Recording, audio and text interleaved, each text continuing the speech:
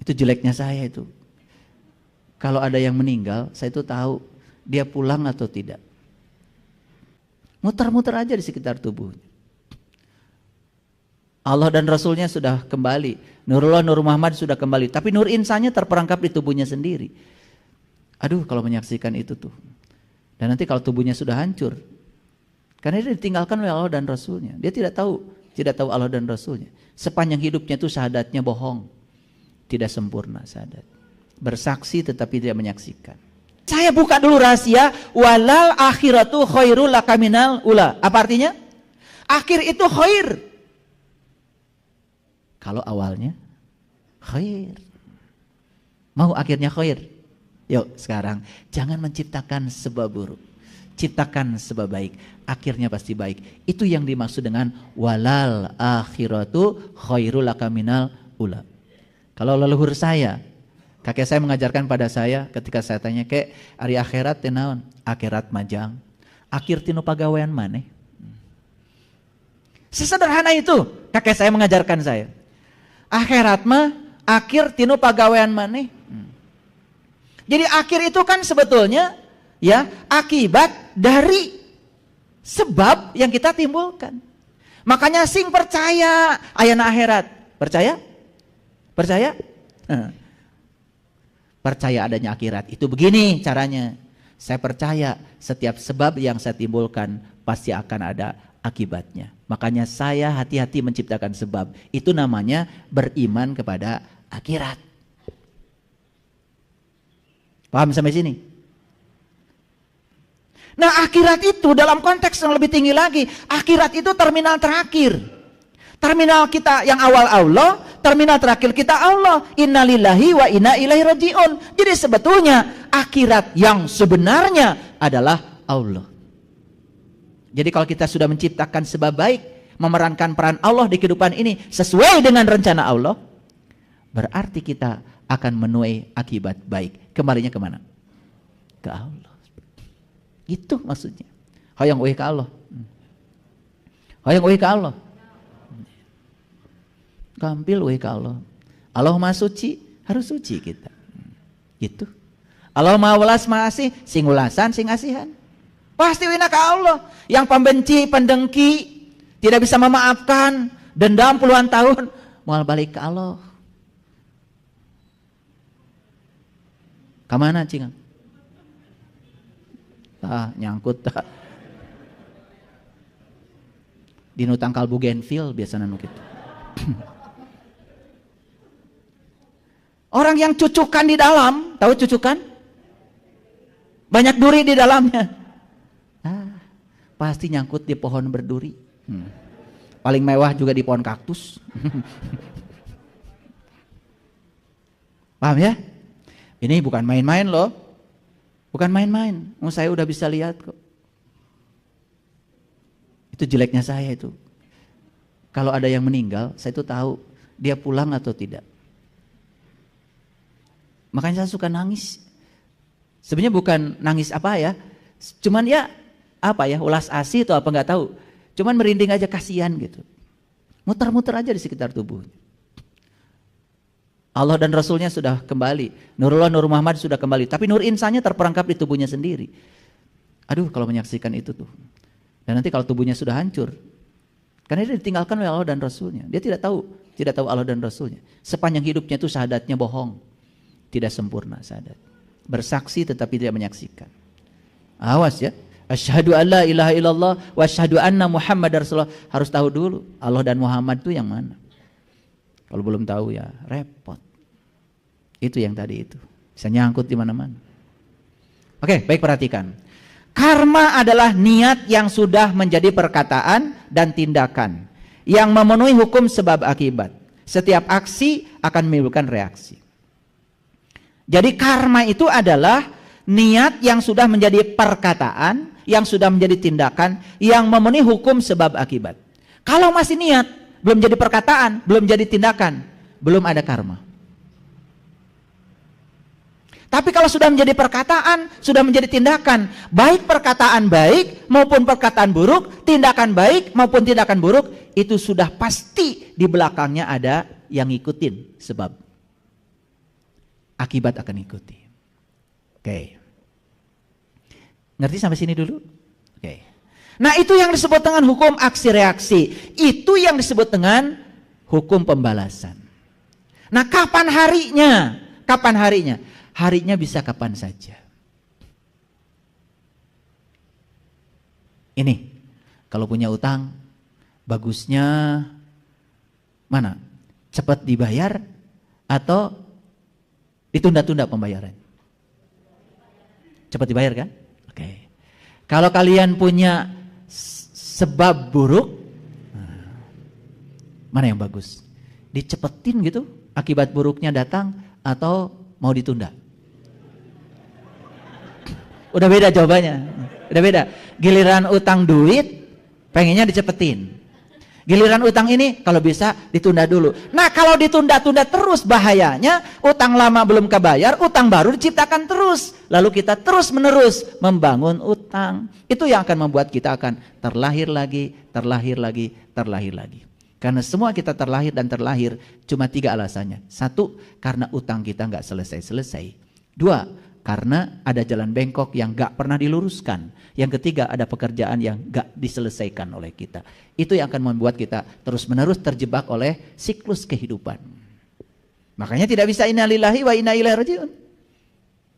Kan di Quran dikatakan, kaifa takfuruna billahi wa kuntum amwatan fahyakum, summa yumitukum, summa yuhyikum, summa yumitukum, summa yuhyikum, summa yumitukum. Terus begitu. Wa ilaihi turja'un. Jadi sebelum kita bersih, maka kita diberi kesempatan untuk membersihkan diri. Lahir mati, terus berulang-ulang. Sampai akhirnya bersih, baru kembali. Bukankah itu merupakan sebuah rahman dan rahimnya Allah? Hebat, Allah udah ngasih kesempatan banyak. Betul apa tidak?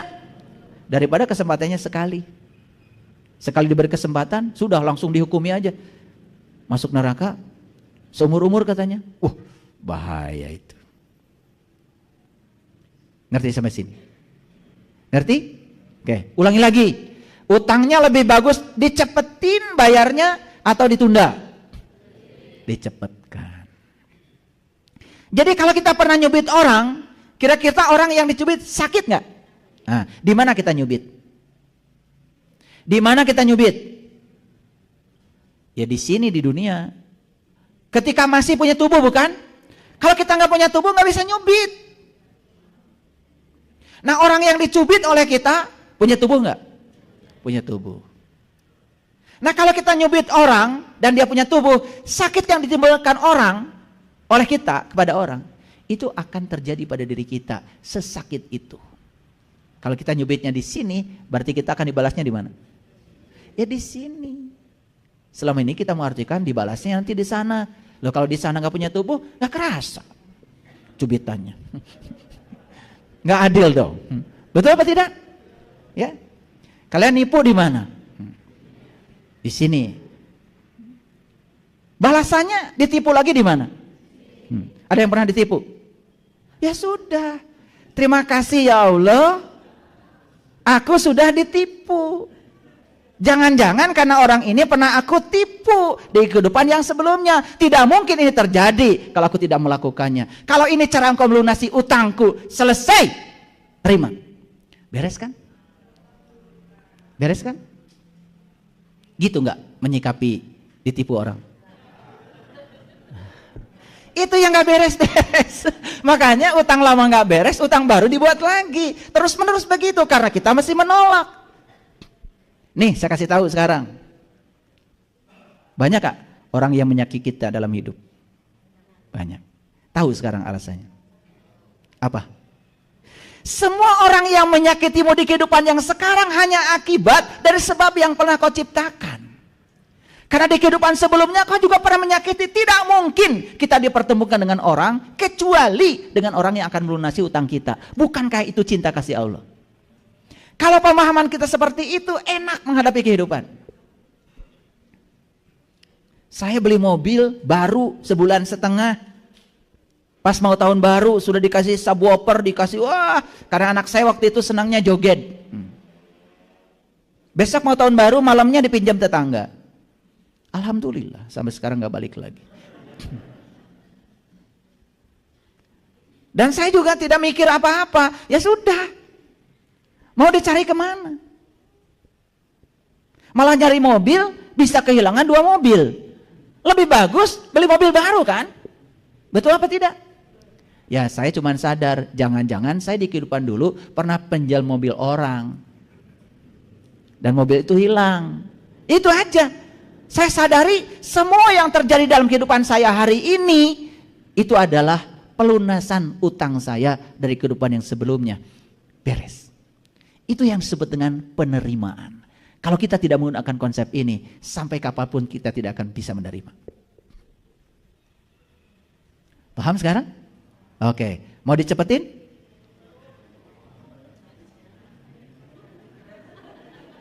Cuma 1 orang yang jawab. Ini kalau udah ngaji dengan saya kayak gini, ini bakal langsung. Jangan main-main. Kita transaksinya nggak sembarang ini. Ya. Kalau niat kita suci ingin dibersihkan, yuk biarkan semuanya dibersihkan. Tidak ada yang buruk, nggak ada yang buruk. Yang buruk itu penilaian kita terhadap peristiwa.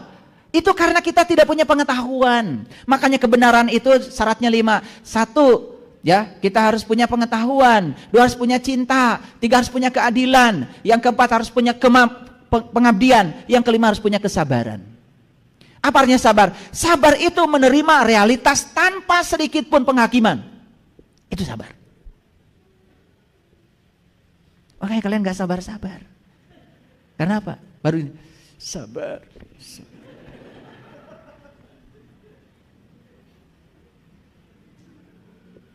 Jadi karma itu apa? Karma adalah suatu bentuk tanggung jawab atas kehidupan seseorang yang harus diselesaikan.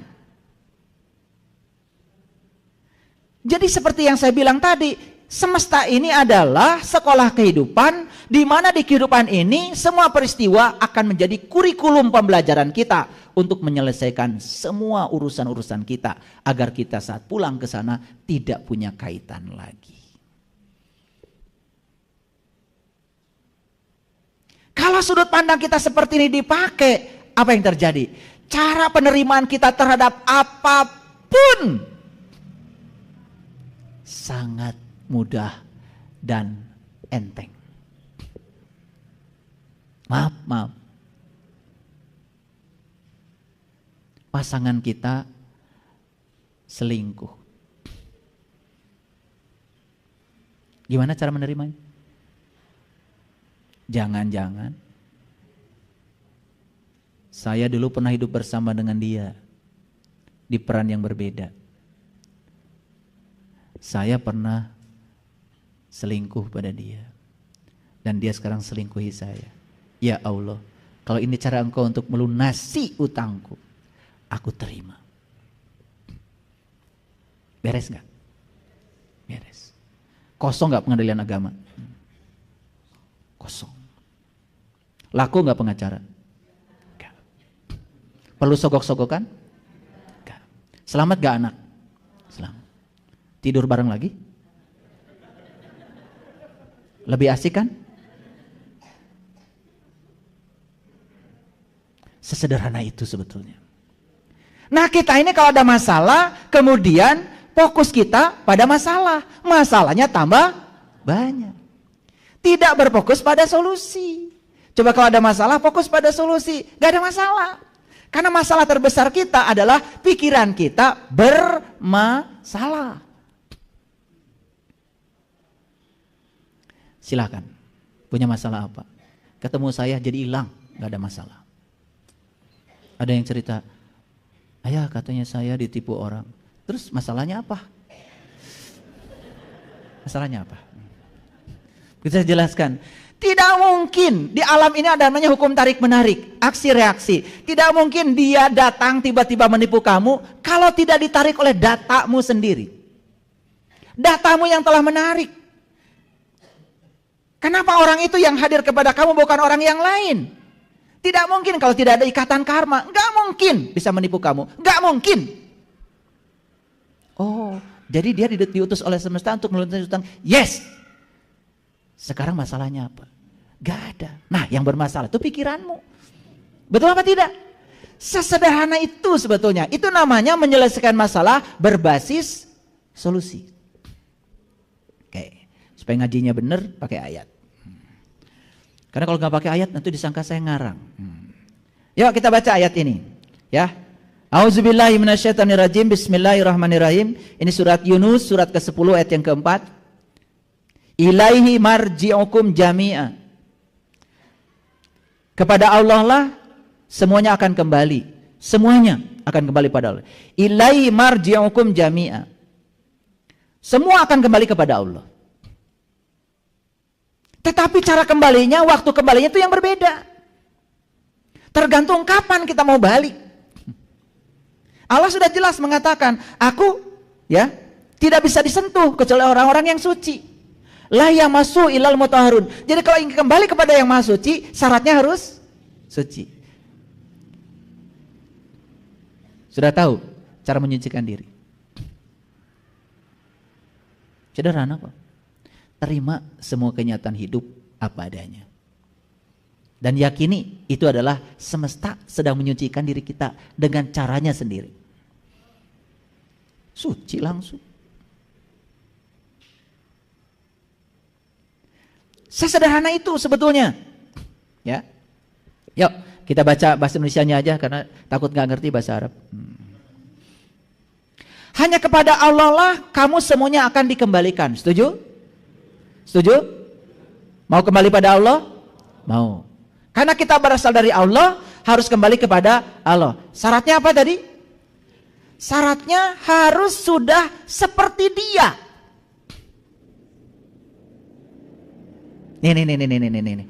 Air, kalau gabung dengan air, langsung bersenyawa. Tapi air gabung dengan minyak, tidak bisa bersenyawa. Apakah minyak itu ada airnya? Ada. Tetapi air yang terkotori oleh zat lain. Begitu kotorannya dilepaskan, kan sisanya air. Begitu digabungkan dengan air, baru bisa bersenyawa. Kira-kira begitulah ilmiah. Jadi ruhku ditiupkan oleh Dia kepada kita itu asli, murni, membawa sifat-sifat Dia. Tetapi begitu kita menjalankan tugas di kehidupan ini, ruhku itu banyak menyimpang. Yang menyimpang bukan ruhnya, jiwa yang ada dalam ruh. Makanya ruh dengan jiwa berbeda. Bagian dari ruh itu namanya jiwa. Nah, jiwa yang terkoyak karena terkotori oleh unsur lain, itu yang disebut dengan jiwa. Jadi ruh yang terkoyak karena terkotori oleh unsur lain, itu yang namanya jiwa. Jadi jiwa itu ruh yang terkoyak sebetulnya. Terkoyak karena ada ketidakmurnian melekat. Nah, ketika dia masih mengandung ketidakmurnian, dia tidak akan bisa pulang. Nih, hadirin semuanya. Sebetulnya dalam hidup itu nggak ada yang namanya musibah. Nggak ada yang namanya berkah. Yang ada cuma kebenaran. Dan semesta akan memaksa kita untuk bersih sebersih-bersihnya sampai kita sudah bisa menerimanya. Saksikan saya. Semua kejadian akan datang berulang-ulang kepada kita sampai kita bisa tulus ikhlas menerimanya. Sebelum kita menerimanya akan datang lagi. Makanya kita sering mengalami kejadian yang sama kok berulang-ulang. Sederhana pesannya, karena kamu belum menerima. Setelah menerima, selesai kejadian itu, diganti kejadian lain, bukan berarti selesai. Enak aja. Karena yang namanya jiwa ini harus terus mengalami peningkatan kedewasaan. Untuk meningkat kedewasaannya, agar menjadi seperti Dia lagi, maka dikuatkan, didewasakan, dilembutkan, disabarkan, diluaskan, dilapangkan. Gitu. Tidak ada upaya semesta yang buruk. Cuman kita tidak punya pengetahuan melihat itu seakan-akan keburukan. Karena dari kecil kita sudah terjebak benar salah, berkah musibah, baik buruk, itu yang menyebabkan jadi hambatan bagi kita. Padahal setiap realitas itu adalah kebenaran. Tidak ada satu peristiwa di semesta pun yang terjadi tanpa kehadiran Dia, bukan? Itulah kalimat la ilaha illallah. Jadi la ilaha illallah itu yang mana sih? Yang bukan Dia. Itu la ilaha illallah itu. Jadi bukan ditulis di mobil. Jadi akhlak, jadi karakter diri. Gitu. Dan saya tahu yang la ilaha illallahnya sudah menjadi akhlak, dengan la ilaha illallahnya baru bacaan di mulut, saya tahu. Saya bisa tahu kok satu-satu. Nah, sebagai janji yang benar daripada Allah, Sesungguhnya Allah menciptakan makhluk pada permulaannya, kemudian mengulanginya kembali. Itu yang namanya siklus. Jadi kalau kita tidak suka dengan istilah siklus, ya terus mau seperti apa saya menjelaskannya? Karena siklus ini bukan soal keyakinan, ini sudah jadi hukum alam. Gak percaya? Yuk lihat sekarang. Ada orang mati, dikubur. Di mana dikuburnya? Di tanah.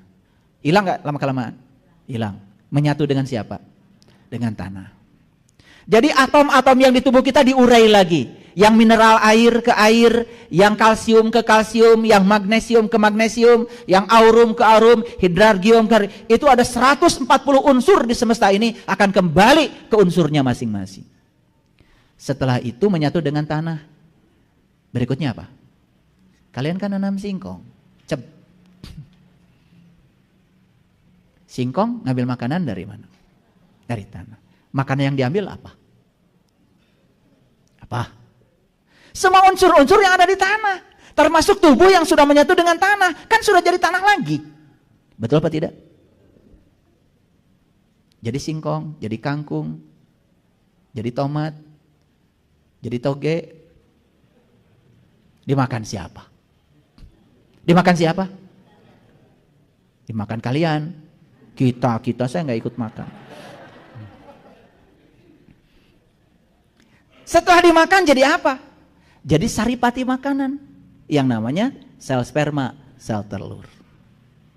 Berpelukan, kan jadi lagi. Sesederhana itu kok. Betul nggak? Jadi tubuh ini bersiklus apa tidak? Bersiklus.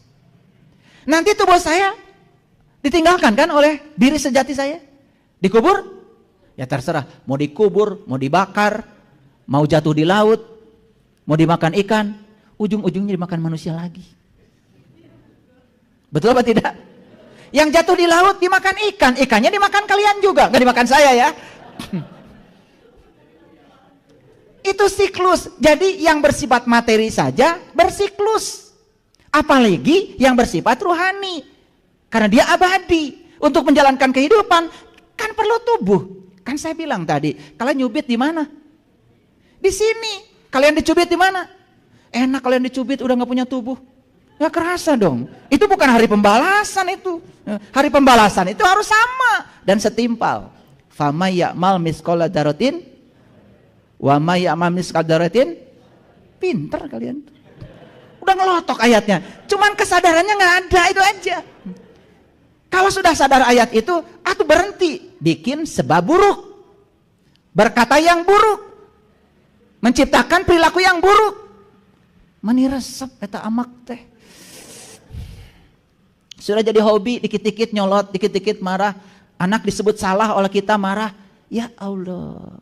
Anak itu sedang belajar. Tamu agung yang datang ke semesta untuk dihormati oleh kita. Siapa tahu yang sebut anak kita hari ini adalah leluhur kita. Yang sedang mengambil kebaikan dari kita.